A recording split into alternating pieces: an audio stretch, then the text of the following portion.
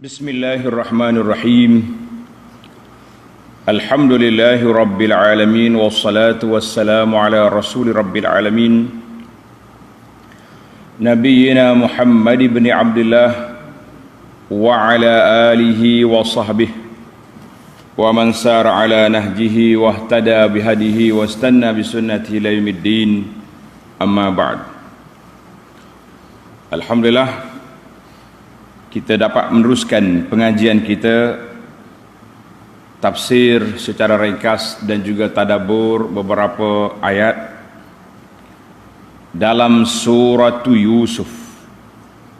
Surah Yusuf alaihi wa ala abaihi wa ala nabiyyina salatu wassalam. Bermula daripada ayat yang ketujuh. Ayat yang ketujuh, juzuk yang ke-12, surah yang ke-12, tafsir pimpinan Ar-Rahman Jawi, muka surat 437. Kita baca 2-3 ayat, kemudian kita pergi kepada perbincangan insya-Allah. أعوذ بالله السميع العليم من الشيطان الرجيم. لقد كان في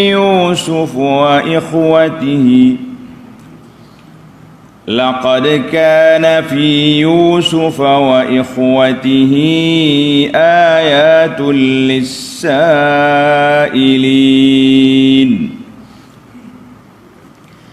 إذ قالوا ليوسف وأخوه أحب إلى أبينا منا ونحن عصبة إن أبانا لفي ضلال مبين اقتلوا يوسف أو اطرحوه أرضا يخل لكم وجه أبيكم وتكونوا من بعده قوما صالحين. قال قائل منهم لا تقتلوا يوسف وألقوه في غيابة الجب يلتقطه بعض السيارة إن كنتم فاعلين. Allahu Akbar. Ayat ini yang kita baca ni 7 hingga 10 adalah merupakan episod yang kedua dalam siri kisah Yusuf AS bersama dengan adik-beradik dia, iaitulah adik-beradik dia bermesyuarat. Bagaimana kita dengan Yusuf? Apa yang kita nak buat? Ini panggil mesyuarat yang telah diajar oleh syaitan, bagaimana nak kena kepada adik-beradik. Na'udzubillah. Dalam siri yang lepas Allah Ta'ala dah sebut pada kita sifat Al-Quran diturunkan dengan bahasa Arab, dengan bahasa yang fasih, yang dikenali, siapa saja baca boleh faham, kecuali orang yang tak faham. Kemudian diikuti dengan mimpi Nabi Yusuf. Alhamdulillah, anda ada baca hadis adab bermimpi. Tuan-tuan dan puan-puan, para pelajar, ingat balik adab bermimpi. Bila kita bermimpi, kita kena pastikan mimpi itu baik ke buruk. Kalau mimpi baik, kita jangan cerita kepada sebarang orang lah. Asal kau orang ni kita kenal ke, cerita belakang. Sekarang ni tempat paling senang nak bercerita, nama dia pakcik Facebook. Rakyat belakang lah. Kita hanya menceritakan kebaikan yang mimpi kita tu kepada orang-orang yang kita percayai, yang kita siqah, yang kita rasa dia boleh tafsir, takbir dengan ain, takbir, ataupun kalau tulis Rumi ta, ada setengah orang guna k, takbir lah, takbir dengan ain, takbir mimpi. Mana tafsir mimpi? Kita pergi cari orang yang boleh tafsir mimpi, kita suruh dia tafsir. Apakah maksudnya? Saya contohnya berjalan-berjalan masuk dalam gua comel cerah lah. Jadi apa tafsir? Syekh ni kata, oh insya-Allah masa depan kamu yang baik gini-gini. Tapi sebaliknya, kalau mimpi buruk, mimpi tak baik, jangan cerita kepada orang. Jangan cerita kepada orang. Satu lagi yang kita kena peringatkan, bahayanya menipu mimpi. Sekarang ni kita bimbang. Ramai orang nak declare perjuangan dia betul, ajaran dia benar, bahkan barang-barang produk dia pula hebat. Dia guna saluran mimpi. Oh, saya dah mimpi, ajaran yang saya bawa ni telah dipersetujui oleh Nabi sallallahu alaihi wasallam. Nabi sendiri mari dalam majlis ta'lim, kita duk mengajar, Nabi ada sini. Nabi senyum kat saya. Dia apa? Dia panggil tarwij. Apa tarwij? Nak melariskan ajaran kita guna mimpi. Mimpi Nabi, mimpi Tok Syekh marilah, macam-macam mimpi. Ataupun apa sajalah. Kita nak balas dengan orang adik-beradik, contohnya ada seorang ni, adik-beradik ni bahasa jenis nak beli benda lah, beli kereta ke apa. Jadi keluarga dia tak bagi, sebab dia ni kaki boros, kaki lari, kaki pecut, macam-macam. Dia pun pakat, mari kita tipu dia. Kita mimpi kawan dia baru mati, mari bagi tahu pesan kepada dia, jangan beli. Ini semua bentuk mimpi. Tuan-tuan kena ingat, terdapat hadis Nabi sallallahu alaihi wasallam, ia menunjukkan mimpi bohong dalam mimpi sama kita berbohong dengan di luar. Cuma beza sikit dalam bab hukum. Kalau kita kata di luar, kita tuduh orang ni bunuh orang, kita kena bawa saksi, kena bawa bukti. Kalau betul, orang itu kena balas bunuh, kisah, ataupun tuduh macam-macam. Tapi kalau kita kata aku mimpi tengok dia ni hak buat lah, mahkamah tak boleh terima. Maka Nabi sallallahu alaihi wasallam sebut dalam hadis yang diriwayatkan oleh Imam Bukhari, man tahallama bihulmin wal lam yarahu. Man tahallama, siapa dia mengaku dia bermimpi kan, walam yarahu, dia tak tengok-tengok pun, dia memang tak mimpi pun, semua nak tadilah sebab-sebab yang tadi sebut tadi. Nabi kata, kullifa an yaqida baina sya'irataini walam yaf'al. Di akhirat esok orang ni akan disambung, dia perintah supaya sambung di antara dua biji gandum. Mana ada lubang, mana ada, suruh takut dua tu. Mau buat lagu mana pun, memang tak boleh buat.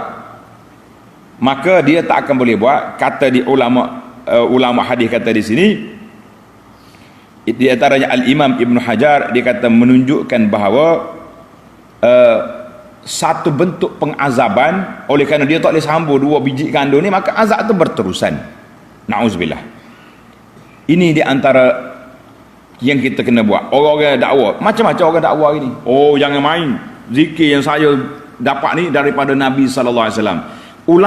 Ulama kata bermimpi, sama ada kita mimpi kita bohong di antara manusia, ataupun kita berbohong ke atas Allah. Allah Ta'ala saya jumpa, jumpa Tuhan dah pula dah dia. Dia tengok Tuhan macam mana? Dia kata Tuhan tu dalam mimpi tu, dia duk perhati tengok, setelah dia balik tengok cermin semula, sama dengan muka dia. Kaki penipu hangit dia. Ataupun Nabi dah bagi baca dah ni, ajaran saya semua ni berat belaka.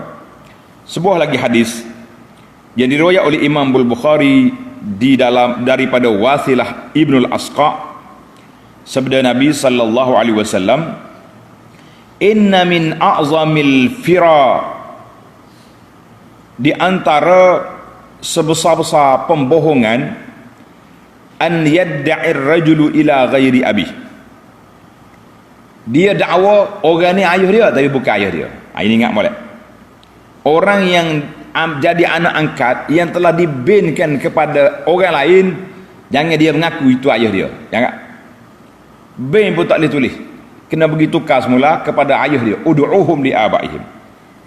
Nabi kata di antara pembohongan yang besar, ini berat dosa kita ni, main pembohongan yang besar gini kan, iaitu orang yang mengaku kepada ayah bukan ayah dia. Satu. Yang kedua, au yuriya ainahu ma lam tara. Dia kata dia tengok benda hak dia tak tengok. Sama ni. Oh, aku mimpi ni, tak mimpi pun. Jangan main. Au yaqulu ala Rasulillah sallallahu alaihi wasallam ma lam yaqul. Dia pergi buat kata hak Nabi tak kata. Hati-hati tuan-tuan. Sebab itulah kita ini nasihat sangat kepada para pelajar, berhati-hati kita dengan menyebarkan hadis-hadis. Kalau kita nak kata hadis, kita kena kata riwayat siapa orang ni, apakah darajat hadis yang telah dinyatakan. Kalau hadis itu sahih, kita kata alhamdulillah. Kalau hasan, boleh alhamdulillah. Tapi kalau hadis itu maudhu', yang dikatakan persu, yang tidak ada asal, jangan berani-berani. Ini sebab Nabi larang sangat. Banyak lagi hadis lain yang dilarang. Yang penting dalam tajuk kita ni nak beritahu, iaitulah larangan daripada apa? Daripada mengaku benda yang tidak terjadi. Ramai dah orang ni guna mimpi-mimpi ni. Untuk apa dia guna mimpi? Konon-kononnya nak menguatkan, melariskan ajaran dia. Nak melariskan ajaran dia. Iyalah, kita ni kalau boleh berniaga, kalau kita boleh tempelkan ajaran kita ni kepada Nabi sallallahu alaihi wasallam, jadi molek. Saya yakin dah tuan syekh saya tu mimpi jumpa dengan Nabi dah. Pasal tu lah orang duk jaja hari ni di antara hak Nabi sedih dalam hidup dia ni. Sedap juga kalau kita dengar. Tuan-tuan dengar pun rasa sedap tak? Dia kata di antara hak Nabi kita sallallahu alaihi wasallam sedih sangat-sangatnya dalam hidup dia ni, dia tak ada jumpa dengan Imam Ghazali. Kita kata masya-Allah tabarakallah. Inilah di antara pentaksub kepada kumpulan ni, dia akan reka-reka hadis supaya jadi. Tokeh, ada hadis juga tokeh. Orang penjual sayur, dia panggil bazinjan, buah tomato tu, ini kelebihan dia. Dalam hadis tu, pakai hadis juga. Jadi macam-macam tokeh tu, tokeh ni. Kita kata usahlah menjadi tokeh, duduk jual nama Nabi sallallahu alaihi wasallam sangat berbahaya. Jadi kalau orang kata, dia bermimpi, tuan-tuan ingat, mimpi bukan hujah. Mimpi bukan hujah dalam syariat kita. Dalam syariat Islam ni tidak. Mimpi Nabi, naam, betul. Mimpi Nabi benar. Sebab itulah walaupun Nabi Ibrahim alaihissalam bermimpi, dia sembelih anak dia, tapi boleh dilaksanakan mimpi Nabi. Tapi mimpi buat kita tu gitulah. Jangan duduk tidak jadikan hujah. Baiklah. Kita balik kepada perbincangan kita yang panjang ini, insya-Allah dalam masa yang singkat. Laqad kana fi Yusuf wa ikhwatihi ayatul lis-sa'ilin.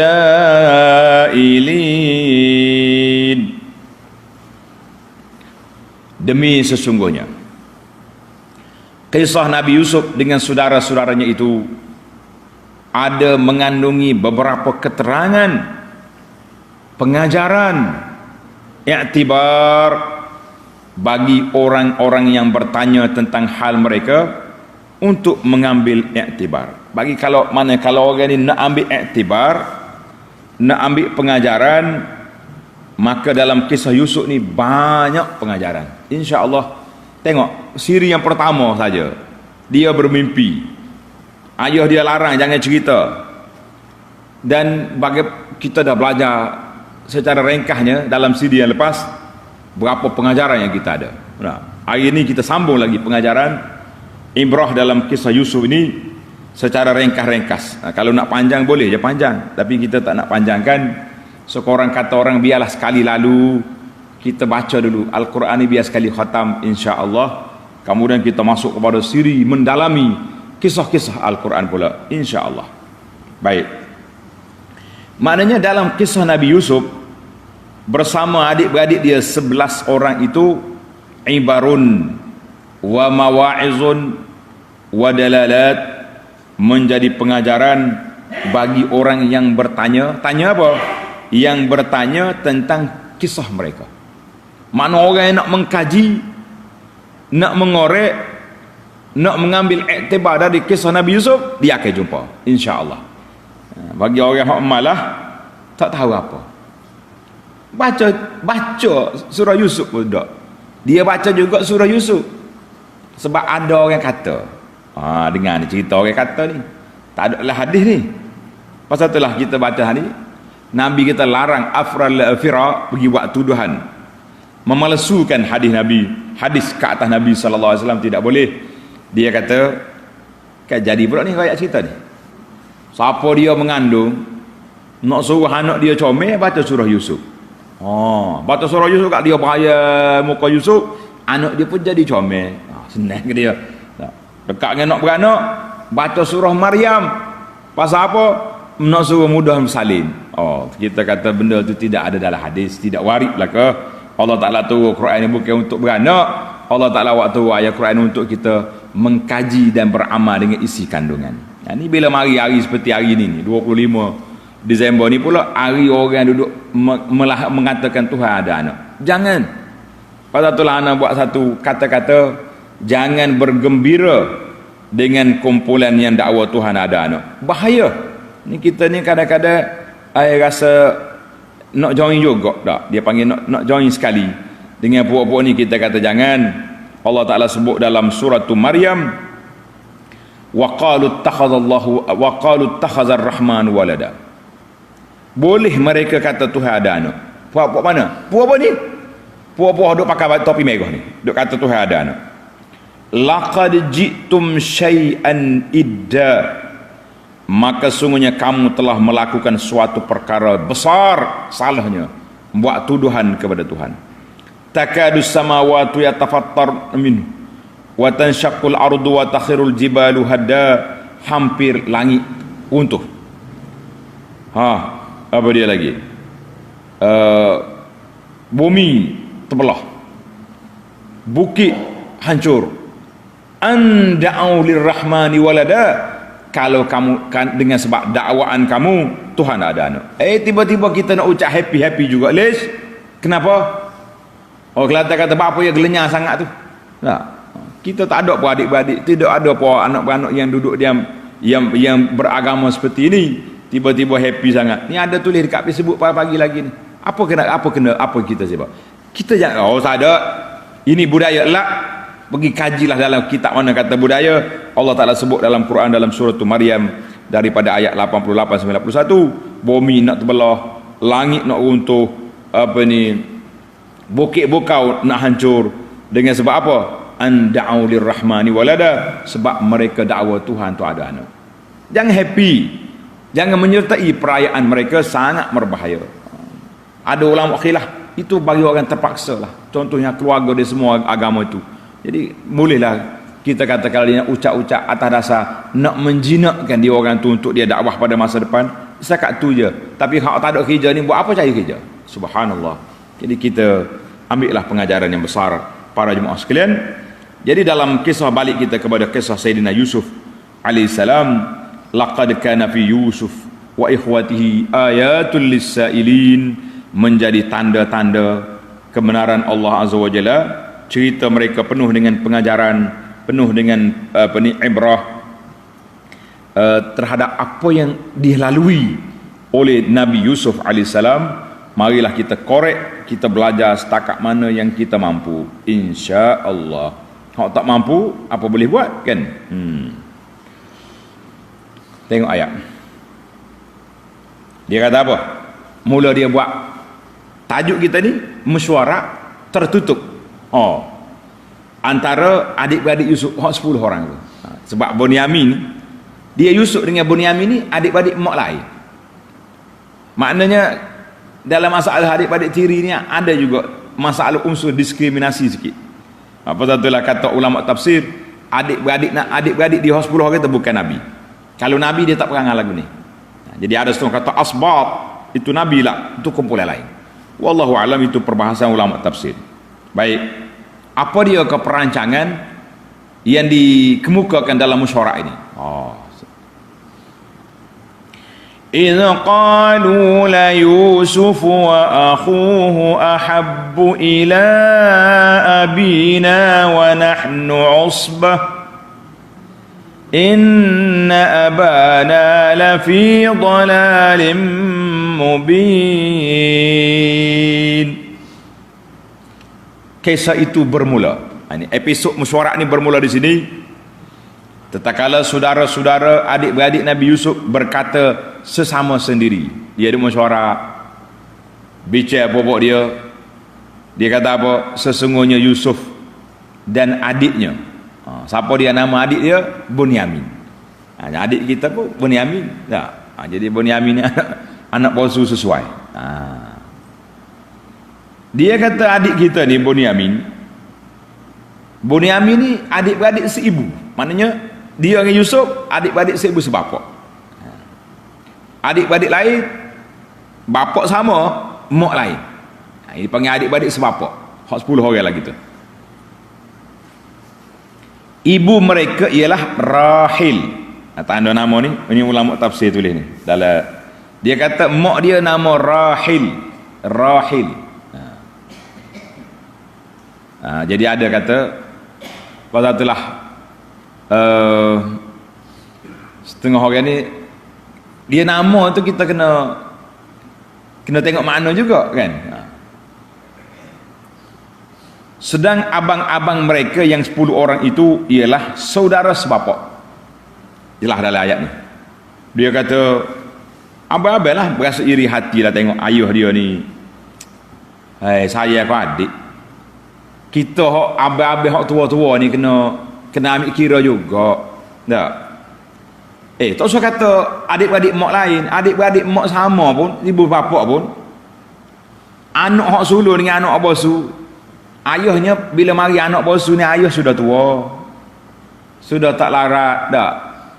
Maka dia lebih suka main dengan budak kecil. Anak bosu. Jadi kita jangan duk marah. Kadang-kadang abang ni mari jealous juga. Oh, saya hok bosu ni. Itu dia panggil naluri manusia. Mesti ada gitu. Pasal tu kita tengok kalau nenek atuk dengan cucu, lagi dahsyat. Kadang-kadang kita ayah ni kena marah ke bapak mertua, mak mertua pula. Allah baik dengan anak pada dia, saya ke cucu dia tu. Itu naluri dia panggil. Tidak peliklah mana Nabi Yaqub kalau saya ke Yusuf dengan Bunyamin pun dia sudah berumur pada masa tu kan. Dia apa? Musyawarah buat dia. Dia kata apa? Sesungguhnya ayah kita ni sayang kepada Yusuf ni lebih daripada Yusuf dengan adik dia tu Bunyamin tu lebih daripada kita. Wa nahnu usbatun, sedangkan kita ini satu kumpulan yang kuat. Padahalnya puak kita ni hebat-hebat belakang ni, gagah-gagah perkasa. Mana kalau nak minta tolong gapo boleh kita. Enggak budak 2 orang tu kecil tahu gapo. Jadi mana kalau zaman kita gak hok cari kayu api pun kita hok cari budak kecil tu tahu apa, tahu makan. Gitulah. Mana kita ni ramai, lebih berguna, lebih bermanfaat. Tengok nota di bawah. Dia kata, yakni oleh itu kita lebih berhak disayangi daripada mereka berdua yang masih mentah. Patutnya ayah saya kita, bukan saya ke budak 2 orang tu kan. Ini perbualan. Inna abana lafi dhalalin mubin. Sesungguhnya bapak kita adalah dalam keadaan tidak adil yang sangat nyata.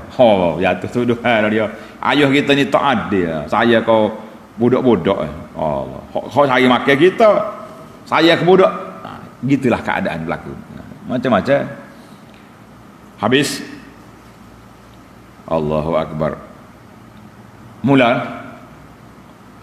Hok pertama cakap, hok debel sekali, bui cadangan. Apa cadangan dia? Lagu mana? Macam mana kita nak buat dengan Yusuf dengan adik dia? Macam mana nak buat? Yusuf lah hok melampau sangatnya. Ayah saya sangat ni Yusuf. Gini ya. Ni tengok ayat 9. uqtulu Yusufa aw itrahuhu ardan yakhlu lakum wajhu abikum wa takunu min ba'dihi qauman salihin. Sudah. Ramai di antara mereka berkata, cadangan saya, bunuhlah Yusuf. Dahsyat. Kita ambil Yusuf, bunuh. Tahu apa budak lagu ni? Awi trahuhu arda, atau buanglah dia ke suatu tempat yang jauh. Kita bawa dia pergi pada pasir, tinggal situ, biarnya mati kering. Bekir menas tahun ini. Yakhlu lakum wajhu abikum, supaya perhatian dan kasih sayang bapak kamu tertumpu kepada kamu. Nak kasih sayang sebenarnya. Ini hati-hati ibu bapak. Jangan sedak rasa. Kita menunjukkan tidak adil kepada anak-anak, jinilah akan jadi. Ini pengajaran besar kepada kita ibu bapak. Jadi kita ni tak apalah. Kita pergi bunuh lepas mana-mana. Lepas tu kak, dah tak ada dia kak, ayuh saya kita. Ini dia panggil dalam istilah ahli motivasi panjang, anak lapar bapak. Apa dia istilah dia? Anak lapar bapak. Maknanya kita tak dapat kasih sayang mak ayuh kita, sangat berbahaya. Kita baca dulu ayat habis, lepas tu kita pergi kepada pengajaran. Pasal tu lagi ni fenomena anak-anak liar, anak-anak yang jadi gejala-gejala ni, kalau kita tangkap dia, polis tangkap, ahli-ahli motivasi kita tanya, kenapa jadi gini? Dia kata, saya budak membus terbiar. Tak ada siapa peduli. Mak ayah ada tapi macam tak ada. Hak ni sibuk dengan kerja, hak ni sibuk dengan ni. Lepas balik kerja rumah pula sibuk dengan WhatsApp, mazhab WhatsAppi pula. Hak ni duduk koki dengan kawan dia, hak ni duduk koki dengan geng dia. Anak-anak serabut telefon sebutir, senyak kawan tu dengan geng dia pula. Jumpa macam-macam. Ini dipanggil fenomena anak lapar bapak, sangat berbahaya. Yang bahaya lagi ni, orang budak ngaji ni anak Nabi, bukannya budak kapuh tak reti kau satu. Maka tengok cadangan permainan syaitan. Wa takunu min ba'dihi qauman salihin. Allahu akbar. Dia kata lepas kita bunuh dia kak, kita balik mandi-mandi taubatlah. Dan supaya kamu sesudah itu menjadi orang yang baik dan terpakai. Lepas pada kita mati Yusuf, kita taubat. Kata di para ulama tadabbur, kisah ini sangat berbahaya. Orang lain bertobat setelah terjebak dengan dosa yang tersalah. Ni memang nak buat dosa apa nak tobat? Lebih berbahaya daripada orang yang bersalah bertobat. Ni nak buat salah untuk tak apa, kita boleh tobat. Zaman kita ni ramai manusia perangai lagu ni. Tak ada masalah. Projek ni biar boleh kat dulu. Projek 3 juta ni, habis nak boleh 3 juta ni kena rembah juga lah 100 ribu. Kau orang-orang yang boleh meluluskan tu, dosa ni. Sudah projek ni anak beranak pergi Mekah. Sedap ayat dia. Kita pergi suci di Mekah, menyucikan diri. Kan ada setengah di travel aja tulis penyucian jiwa di tanah suci. Dia punya moto syarikat dia. Habis kak sudah projek kita boleh 3 juta, kita pakat pergi Mekah, kita menangis di depan Kaabah, ya Rabbi taubatlah dosa rasuah, dosa tumbuk usuk kata orang, dosa riba. Lish mu tahu macam kata di ulama tadabbur, pandangan lagu ni sangat berbahaya sebab menjadikan orang berani buat maksiat, meremehkan dosa. Tak apa, pandai kita taubat. Sudah apa tak? Dia duduk dengan orang perempuan, jalan dua perempuan, tiba-tiba terjebak dengan tak ada masalah, bagai tak haus dia kata. Kita pergi sebelah sungai ni, kita akad nikah kan? Sudah akad nikah, saya bawa awak pergi Mekah, kita taubat. Ayat mana ayat dia ni buat perancangan jahat, lepas tu nak pergi bersihkan Diwa dengan taubat, kita kata ini satu perbuatan mungkar yang besar, perancangan was-was syaitan yang cukup berbahaya. Sebab orang akan remehkan dosa. Kecil dosa. Banyak orang lagi tu. Kenapa mau main judi ni? Tak apa, biar boleh pitih dulu. Oh, saya dapat pitih juta duit judi ni, saya akan buat masjid. Hush, ayak dia nak buat masjid dengan duit judi. Nak pergi Mekah tu biasa. Berasa sangat kita dengar, tak apa, kita pergi Mekah. Adik-beradik dia kata apa? Lepas kita bunuh dia, wa takunu min ba'dihi qauman salihin. Kita jadi orang soleh, kita jadi orang baik. Jangan bimbang. Kita taubat. Kita anak Nabi kan.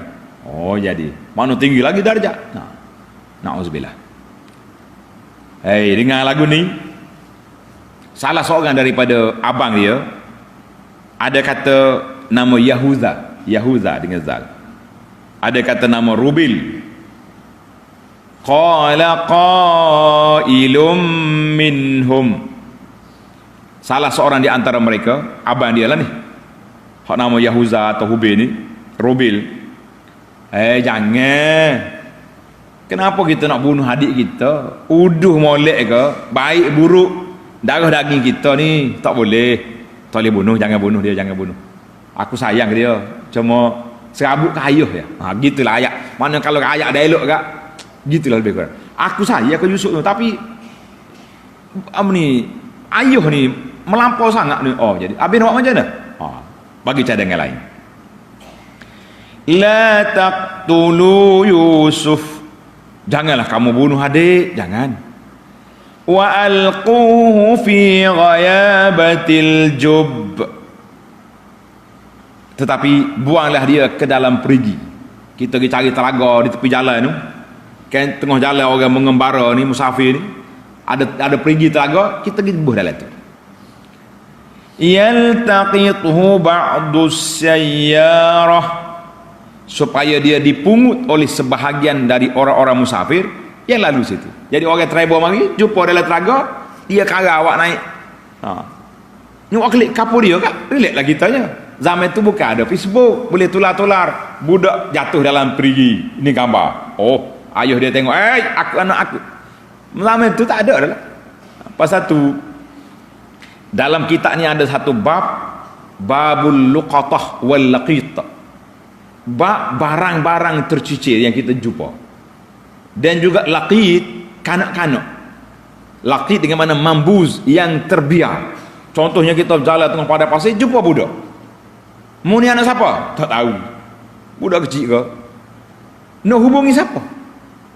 Nak elan kat mana? Bukan ada Facebook, bukan ada alat-alat moden medsos kata orang zaman kita ni.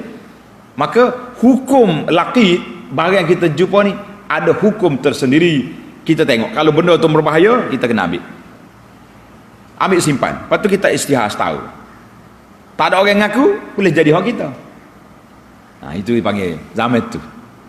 Kalau jumpa kanak-kanak laqit, sama juga, kita ambil dia, pegang buat anak angkat kita. Panjanglah perbahasa ulama fiqh tu, siapa dia nak tanggung makan dia, siapa dia belanja. Jadi kalau kita tak kaya, dia kata boleh ambil harta daripada baitul mal, boleh ambil untuk belanja hidup budak ni. Jadi kita kata tak apa. Tuan-tuan nak baca buku ni, bab laqit dengan luqatah, tengok dalam kitab fiqh. Alhamdulillah, sebuah kitab fiqh yang ana khatam bacaan awal sampai akhir. Nama dia Al-Fiqhul Manhaji. Tuan-tuan cari di jilid-jilid yang terakhir tu, bab al-luqatah. Alhamdulillah kita dah bincang panjang. Jadi ini di antara lah, kalau ada pelajar-pelajar yang nak bertalaki kitab awal sampai akhir, saya syurkan baca kitab Al-Fiqh Manhaji, khatam kita. Ada kitab muktamad baru, jilid yang pertama baru. Ada 4 jilid lagi. Jilid pertama, jilid yang kedua kita baru baca satu bab je, bab puasa. Allahu Akbar. Allah Ta'ala lah beri kita kesihatan, panjang umur, mudah-mudahan kita sempat lagi khatam sekatu lagi kitab ataupun beberapa kitab lagi, insya-Allah. Baik, kita balik ke cerita Yusuf tak habis lagi. Dia kata yaltaqituhu ba'dus sayyarah. Gini, kita tak dalam telaga ni dia panggil ada 2 jenis. Satu dia panggil bi'run, satu lagi jub. Jub ni katanya telaga hak jenis tanah tu. Mana yang kita tak dalam tu dia boleh lah gatung-gatung, taklah sejuk sangat. Kan? Satu lagi dia panggil bi'run tu hak ada semi pahala ada keret atau mati. Tak nak apa dah. Dia telaga arak ni pelik. Kita boleh turun, dia buat tangga boleh turun sampai bawah ambil air. Ana sempat waktu mula-mula sampai Madinah tu, dan kita masuk dalam telaga Sayyidina Uthman. Kalau orang pergi Madinah dipanggil Bir Uthman, hak Uthman beli dengan Yahudi tu, ada. Baik, jangan pergi lain. Kita pergi ke cerita Yusuf dulu. In kuntum fa'ilin. Kalau kamu nak buat jugalah maksud dia nya. Kalau kamu tetap hendak menjalankan rancangan kamu itu, inilah pandangan aku. Oh, mana abang dia kata jangan bunuh. Ini darah daging kita, ni adik kita, kenapa kita nak bunuh? Kan? Kenapa kita nak bunuh dia? Jangan. Ini adik-beradik kita ni. Jadi bila kita kata adik-beradik, maka tak bolehlah kita sewenang-wenangnya kita pergi bunuh adik-beradik kita sebab berbahaya. Apa yang berbahayanya? Merbahayalah sebab dia tu adik-beradik kita, jangan duduk koseh. Maka dalam kisah ini para jemaah sekalian, ada beberapa pengajaran yang sangat besar yang saya nak kemukakan kepada para jemaah sekalian. Tanda yang pertama, dia panggil al-fawaid at-tarbawiyah, dari sudut faedah pendidikan. Yang pertama sekali, ayat ini menunjukkan bahawa berlaku adil dituntut dalam semua perkara. Pemerintah kena adil kepada rakyat, rakyat juga kena berlaku adil kepada pemerintah. Suami kena berlaku adil kepada isteri. Manakala suami ni ada isteri ramai, dia kena berlaku adil belaka. Jangan duduk main duduk saya sebelah lah, sengit dia di akhirat esok. Jangan gurau-gurau, kan? Maka dalam muamalah bapa ibu kepada anak-anak mesti berlaku adil. Mana kalau kita beri benda, beri belaka. Anak ni sayang kat aku ni, dalilnya dia duduk di rumah, aku penipal agak, mari lalu minyak cak kapok mari, minyak mastika mari, minyak gosok tegak bau hangit dah dalam bilik kita ni. Siapa? Anak ni mari gosok. Habis senyak-senyak dua beranak ni, mari kita pergi berjabat tanah. Dah, tanah mak di belah tu ambil kamu abang-abang mu duduk jauh-jauh. Kita ini mula ni, mula nak main apa ni, tak berlaku adil pada anak-anak. Dah kebetulan dia duduk rumah kita, dia tolonglah. Adik-adik hak jauh bukan tak tolong pun. Dah, ada duit dia hantar mari. Tapi hak ni pandai kecek. Satu masa, tanda tuan-tuan, kisah seorang sahabat nama Bashir. Bashir ni dia beri harta kepada anak dia nama An-Nu'man. Dia sayang ke Nu'man ni, dia pun nak beri harta. Isteri dia nama Amrah binti Rawahah. Amrah binti Rawahah, dia kata la arda, aku tak reda, tak setuju mu nak beri anak aku seorang ya, padahal anak lain tak bagi, aku tak setuju. Mari kita pergi tanya Nabi sallallahu alaihi wasallam. Pergi jumpa Nabi sallallahu alaihi wasallam. Dia kata, ya Rasulullah, ni Bashir ni nak beri ke Nu'man ni harta dia. Nabi bertanya, mu beri pada orang lain? Ataita sa'ira waladik, anak-anak mu hak lain mu beri ke tak? Dia kata tak, nak beri ke dia ya, sebab saya ke budak ni. Qal, Nabi kata, fattaqullah wa'dilu baina auladikum, dalam kamu bertakwa Allah Taala, adil pembahagian pada anakmu. Jangan main suka-suka gini. Sebab bila buat lagu ni perangai, akan berlaku iri hati, sakit hati, akan berlaku perbalahan di antara anak-anak kita, hasil daripada usaha kita sendiri. Hati-hati ibu-ibu, bapak-bapak, jangan buat perangai lagu ni gitu kan nama senyak-senyak lah. Hadis ini sahih dalam Al-Bukhari.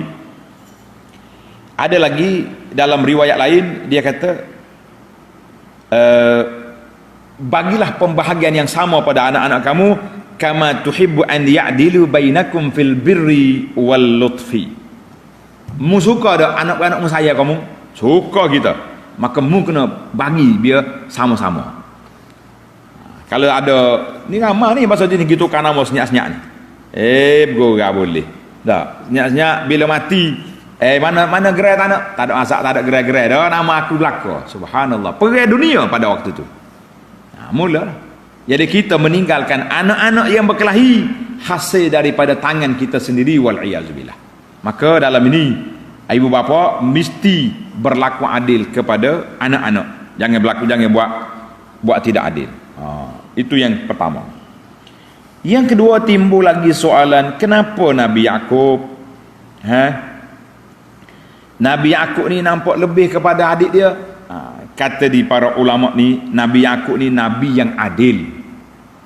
Dia bukannya tak adil, cuma dia panggil al-mahabbah. Rasa cinta tu hak ke budak kecil tu lebih sikit.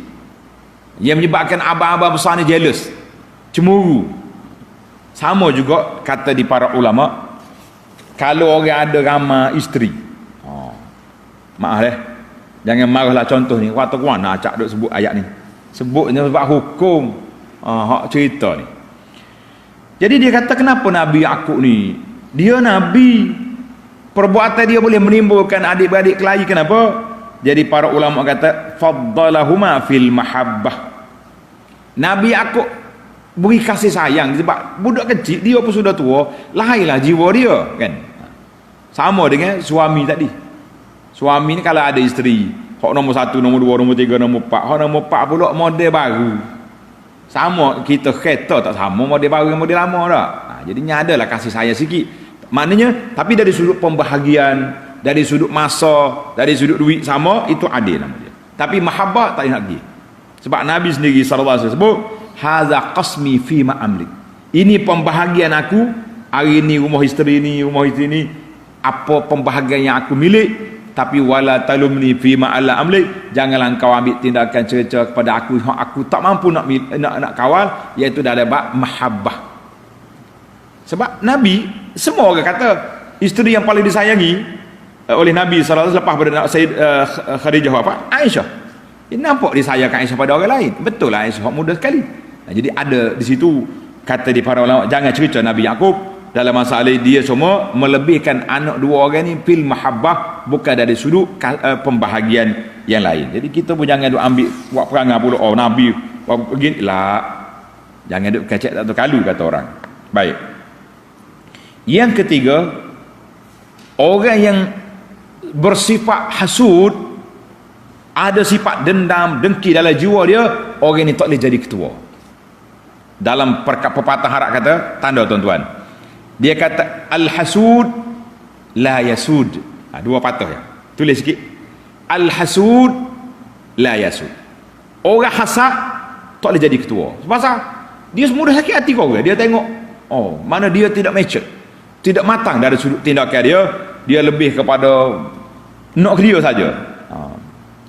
Maka dikatakan, tulislah ayat motivasi ni. Dalam kisah Yusuf ni banyak ayat motivasi kita akan jumpa. Dia kata atwalun nasi huznan, orang yang paling kuat duka cita, stres, serabut, sombak kepala kata orang yang suka sakit hati pada orang. Dia nak mentakhirkan, melewatkan apa yang Allah Ta'ala percepat. Dia nak mempercepatkan apa yang Allah Ta'ala lewat. Dia nak naik orang yang dia suka, nak jatuh orang yang dia benci. Kita kata ini orang sakit hati. Pasal tu orang yang kuat stres, orang yang jiwa dia hasad, orang ni kuat stres. Tu dia sanggup jumpa bomo, sanggup jumpa tok nujum, sanggup jumpa ahli sihir, semata-mata nak kenak pada orang ni. Kita kena ingat, naik turun orang dengan kuasa Allah, mulia seorang, hina seorang dengan kuasa Allah. Kita sedekah, dia naik, biar dia naik. Pasal itulah kata di para ulama, adik-beradik Yusuf, campak Yusuf ke dalam telaga, Allah Ta'ala angkat ke atas singgasana. Subhanallah. Allah Ta'ala angkat dia ke mana? Singgasana. Kita pun kita benci orang ni, tiba-tiba kawan tu naik pangkat jadi orang besar. Sabar. Kenapa kita nak ubah takdir Allah Ta'ala kepada orang? La, tidak mungkin. Ini di antara perkara yang sangat berbahaya. Al-hasud la yasud. Orang hasad tak boleh jadi ketua. Macam-macam yang kita duduk dalam suasana Malaysia yang tidak aman, musim-musim COVID-19 pun ini ke al-hasud la yasud. Bahasa nak jadi ketua, berebut kerusi, tak tahu apa jadi, akhir sekali macam-macam jadi. Baik, Allahu Akbar. Maka dalam ayat ini juga, ayat menunjukkan bahawa adik-beradik nak pergi campur dalam telaga ni menunjukkan akhlak yang buruk. Kita ni kadang-kadang orang yang kita suka, orang tak suka, kalau boleh kita nak hapuskan dia atas dunia ni. Betul tak? Aku tak suka dia tu. Doa biar mati je senang. Nak suruh mati lalu. Ustaz, tak boleh kau doa biar mati dia ni. Suruh orang maya ajak dia mati. Pasal sesama masalah. Kita mati hidup ni kuasa Allah, bukan kuasa kita. Kenapa kita nak mati-matikan orang? Jangan.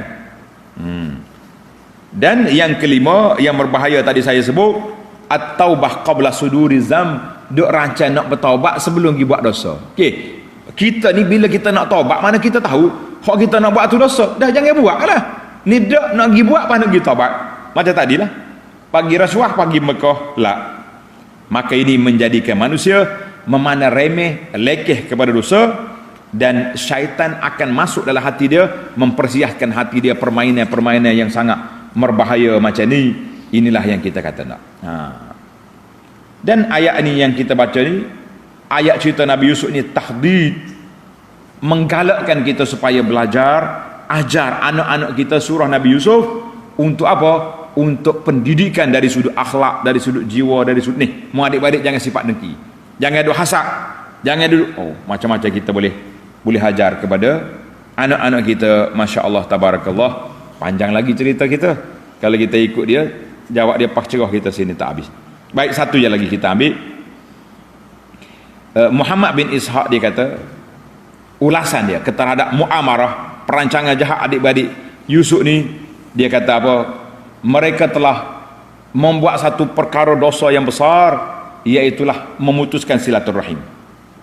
Adik-beradik sendiri nak pergi tahu, nak pergi bunuh. Satu, uquq, derhaka kepada ayah dia. Ayah sayang kita pergi kecak. Tak. Yang ketiga, dosa dia tidak berkasihan belas kepada budak-budak yang kecil. Hak tak berdosa. Udah, Yusuf tak ada dosa. Hak salahnya ayah dia pergi sayang lebih pada dia, itu je. Yang keempat, tidak menghormati perasaan orang tua. Ingat molek. Jadi kita ni kadang-kadang bila tengok ayah ke ibu saya ke adik-beradik besar ni, janganlah buat pelik-pelik. Tak kadang-kadang tak pada dengan dosanya, tenyih kepala adik tu, Allah, macam tenganga budak tu. Budak kecil. Bila kita tanya budak ni cerdik ke tak umayyah lagi. Budak tak umayyah kita pergi muamalah dengan dia sebagai musuh tu, kenapa? Maka dosa-dosa ni besar di sisi Allah Taala.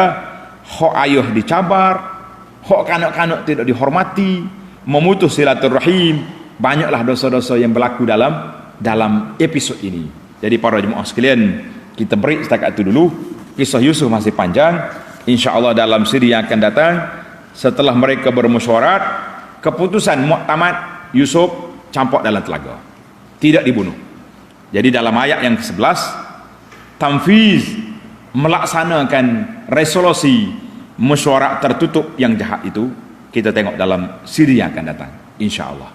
Subhanakallahumma wa bihamdika, asyhadu an la ilaha illa anta, astaghfiruka wa atubu ilaih. Wa sallallahu ala nabiyyina Muhammad wa ala alihi wa sahbihi ajma'in, walhamdulillahi rabbil alamin. Jangan lupa, ingat Jumaat, ingat selawat, ingat baca surah Al-Kahfi.